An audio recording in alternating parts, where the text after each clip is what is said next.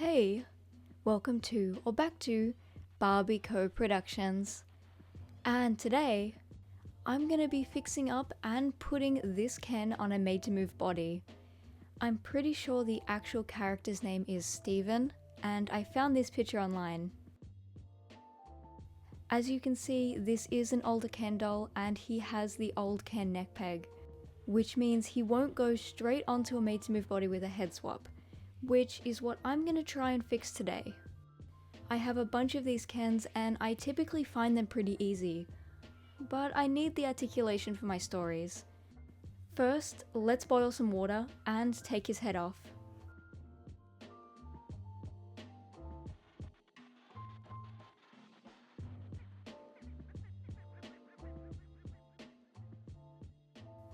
Letting him sit for a few minutes.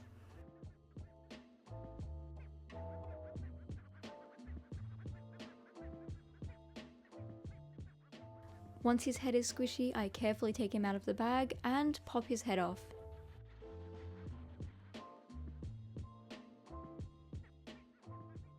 And this is what I was meaning about the old Ken neck peg. As you can see, it is quite different. Here it is compared to a Ken fashionista. Part of the reason that I wanted to do this video is because the older Kens have very different face molds, and a lot of them aren't used today. So to be able to use those face molds on a made-to-move body in my stories is something I really like the idea of. Getting straight into it, the first thing I'm doing is using some pretty flat wire cutters and cutting off this thicker bit here.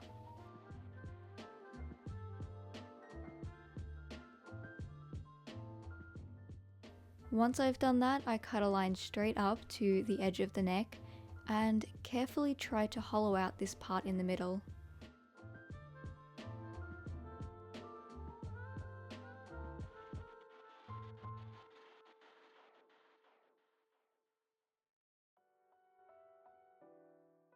This is what I ended up with.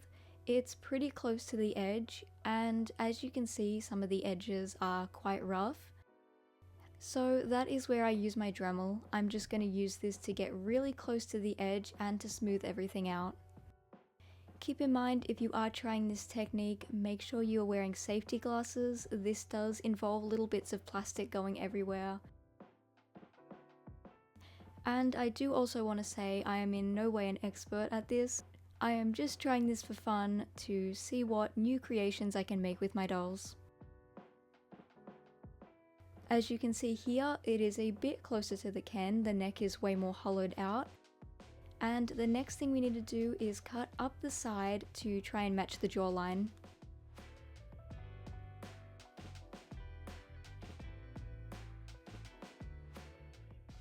So I'm using the same wire cutters and just carefully trimming around the edge.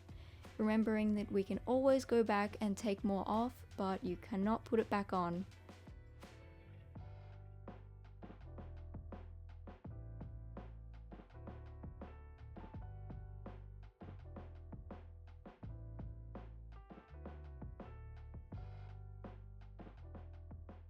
And then I use the Dremel again to flatten out the edge.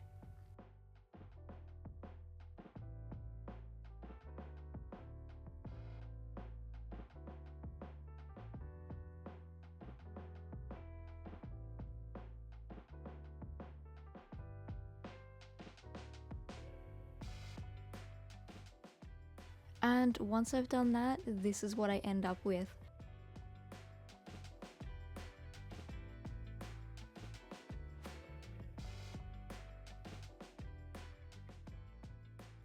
I've got this made-to-move body here that is a pretty close color match, and as you can see, putting it on there, the edge of the neck sits way closer to the plastic on the actual body, which is what I wanted, so the transition looked cleaner. As for making sure the head stays on the new body, I am using half of a Zuru Mini Brands capsule and tracing a rough circle on with a Sharpie. Make sure that when you go to put this on the actual body, you take off the Sharpie, otherwise it will stain the inside of your doll's neck. The circle does not have to be perfect, I am just trialing different shapes. This one is a bit more oval. Once I've done that, I carefully cut it out with a pair of scissors.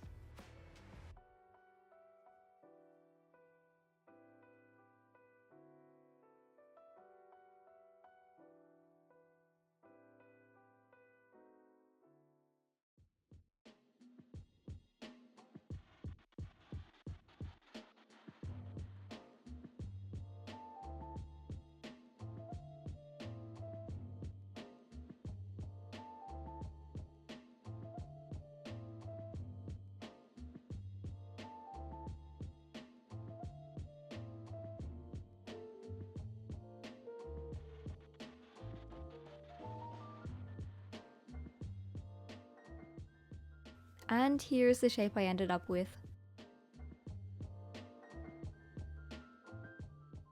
I use the Sharpie to draw a dot in the middle. It doesn't have to be exactly the middle, just roughly where you think it might be.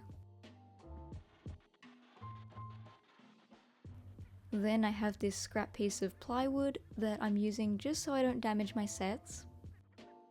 And very carefully drilling a hole where I put that dot. If you are doing this and you are young, please, I cannot stress this enough, have adult supervision. This is all just a trial and error, but these tools are still dangerous.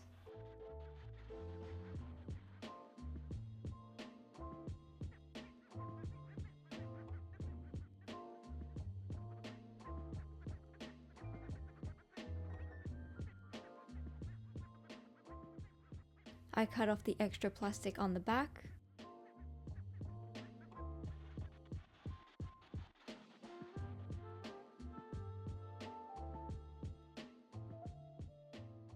And I cut a line that connects to the hole we drilled in the center.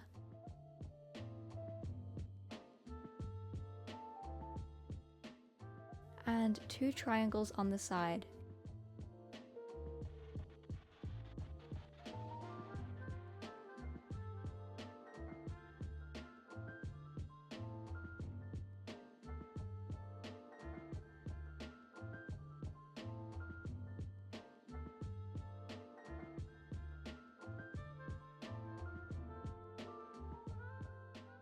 And then carefully taking my made to move Ken body and some pliers, I'm going to put this piece of plastic around just under the neck peg.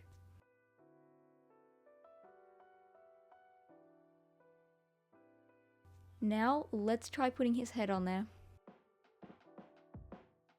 Surprisingly, this actually worked. I wasn't sure if this was going to work properly, as all of this is still a trial to me, but I'm quite happy for a first go at this. And I think trying different methods and improving different things will really help this idea. But now that's done, he needs a bit of a makeover. Let's start with some hair. I got this really curly nylon hair on Etsy, and I got just a small amount of it. And I'm cutting it up very fine into a little dish.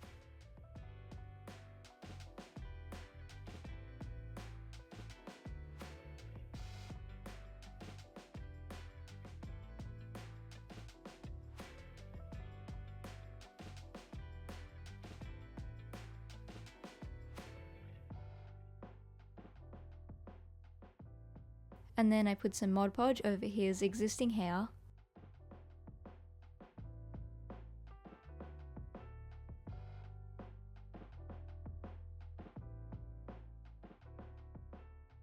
I cover a small section of it and then add bits of hair over the glue.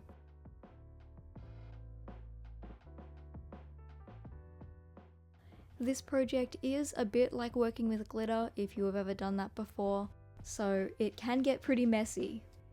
It's probably a good idea to shake the excess hair off in between the sections, but from what I've found, sometimes little bits of hair will come off anyway, just because of the way that I cut the hair up to begin with.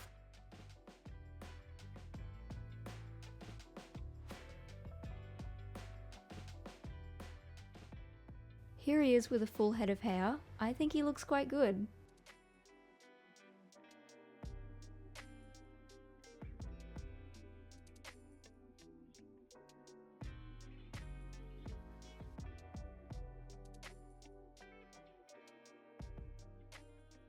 And once that is all dry, I have some acetone.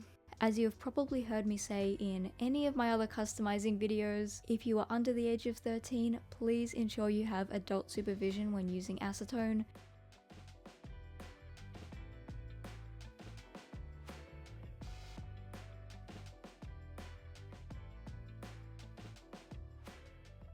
Once I've done that, I use a damp cloth to wipe off any extra acetone. And then I use some matte Mod Podge to fill in the gap in his mouth.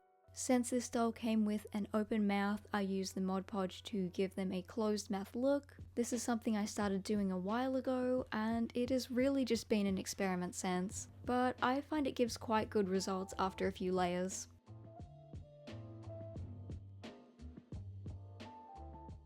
Here are a few layers dry. As you can see, he no longer has that open mouth look. And now I'm going to mix up a lip paint colour using these colours. And of course, some gloss Mod Podge.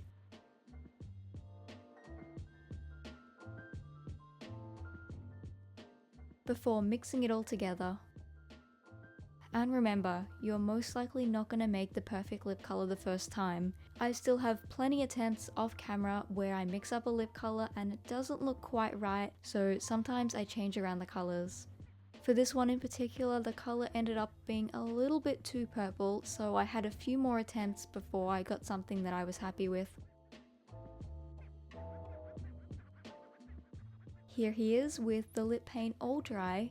And lastly, we're moving on to eyes. I'm using this really pretty deep olive green and a dotting tool to apply it to his eyes.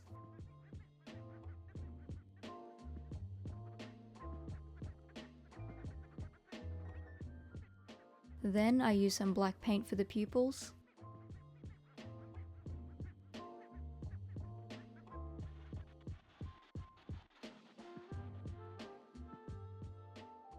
And a bit of white paint for the eye shines.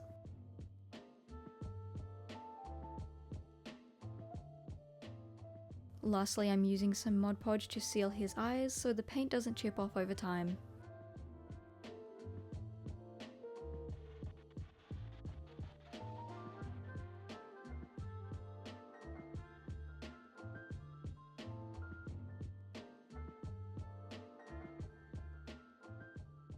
And back onto his new body he goes.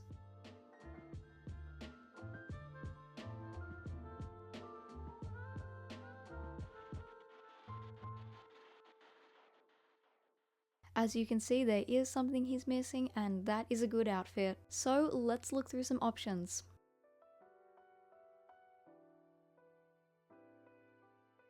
Here is option number 1. I was just trying this for fun, but I think the long coat might be a little bit too much for the occasion. Here's outfit number 2, outfit number 3, and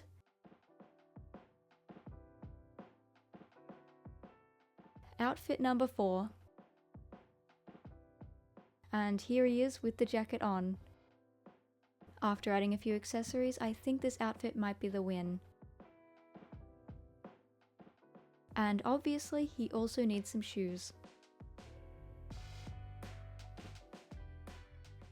Here is the full outfit all together.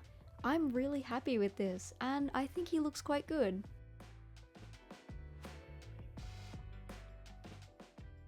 Now the last decision is whether he stays like this, or has the glasses. But that is the end of today's video. I really hope you enjoyed. If you did, please consider commenting down below or checking out my community tab where I post regular behind the scenes pictures and updates. But I will see you in the next one. Bye!